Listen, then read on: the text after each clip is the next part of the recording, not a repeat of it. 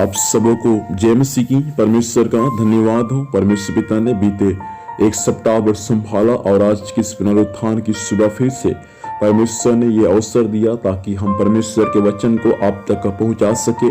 परमेश्वर का धन्यवाद हो। आइए पढ़ सकते हैं मेरे साथ में नीति वचन उसका 25 अध्याय उसका 24 पद।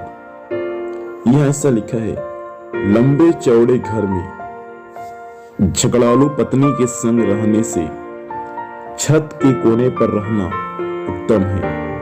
परमेश्वर पिता इस वचन के माध्यम से हम सबों को आशीर्वाद दे। प्रियो 25 अध्याय जो सुलेमान के द्वारा लिखा गया नीति वचन है।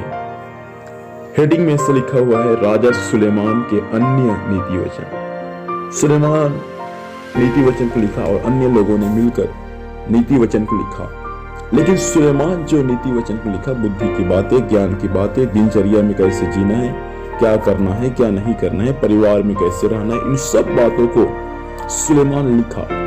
और उसके बाद सुलेमान बहुत सारी बातों को अपने अनुभव के साथ में लिखा।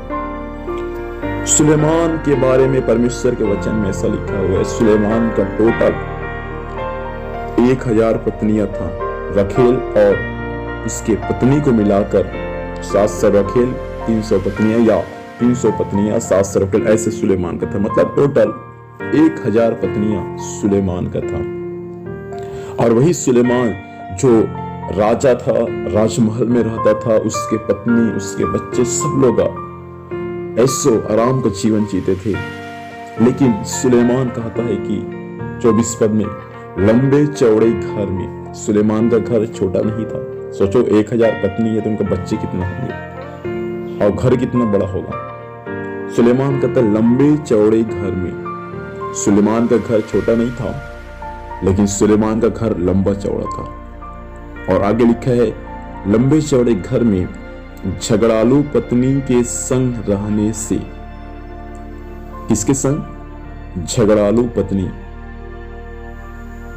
बहन, प्रभु आपसे पूछना चाहता है, आप अपने घर के लिए आप एक अच्छा पत्नी है या आप झगड़ालू पत्नी है? छोटे छोटे बात के लिए झगड़ा मचाना, छोटे छोटे बात के लिए झगड़ा करना।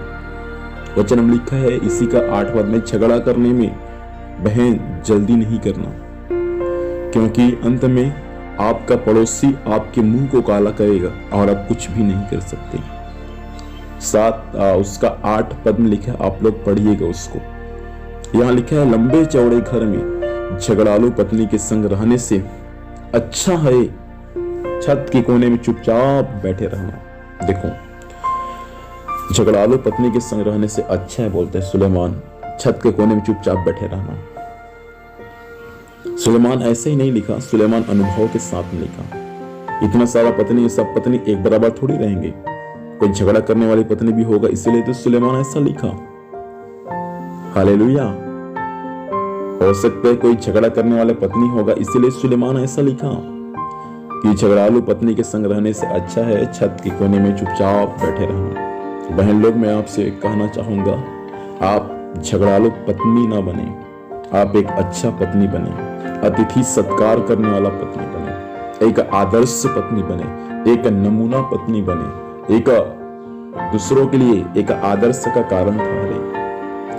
आपके पति आपके बारे में क्या लिखता है, आपका पति आपके बारे में क्या सोचता है, आपका पड़ोसी आपके बारे में क्या कहता है। यदि मसीह में आने के बाद आप बदल नहीं सकते तो दुनिया का कोई ताकत आपको बदल नहीं सकता। मसीह में आने के बाद यदि हम अपने स्वभाव में बदलाहट नहीं ला सकते तो दुनिया का कोई किताब, कोई ताकत उनको बदल नहीं सकता। स्त्री घर को बनाती है और स्त्री ही घर को बर्बाद कर देती है। इसलिए स्त्री के हाथों में घर बनाने का भी क्षमता है और घर को बर्बाद करने का भी क्षमता है। मेरे प्रिय बहन लोग, मैं आपसे कहना चाहूंगा, झगड़ालू पत्नी आप न बने अपने पति के लिए।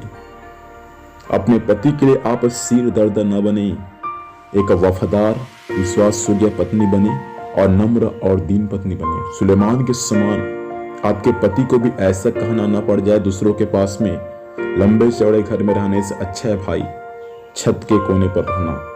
क्योंकि लंबे चौड़े घर में झगड़ालू पत्नी के संग रहने से कई गुण अच्छा है छत के कोने में चुपचाप बैठा रहना। प्रभु आपसे कहना चाहता है, बहन अपने जीवन को सुधारे, अपने जीवन को बदले और अपने पति के लिए एक झगड़ा मचाने वाली पत्नी न बने, परंतु एक आदर्श पत्नी बने। आइए प्रार्थना करेंगे। प्रभु जी धन्यवाद देते हैं इस वचन के लिए। प्रभु इस वचन के अनुसार जितने बहन लोग मुझे सुन रहे प्रभु, सहायता करके वे प्रभु जी एक वफादार, ईमानदार और आदर्श पत्नी बने और झगड़ा मचाने वाली, झगड़ा करने वाली पत्नी न बने। ऐसे में कि परिवार फूट पड़े और परिवार नष्ट हो जाए। सहायता कर, बुद्धिमान पत्नी के समान प्रभु अपने घर को बनाने में सहायता करे।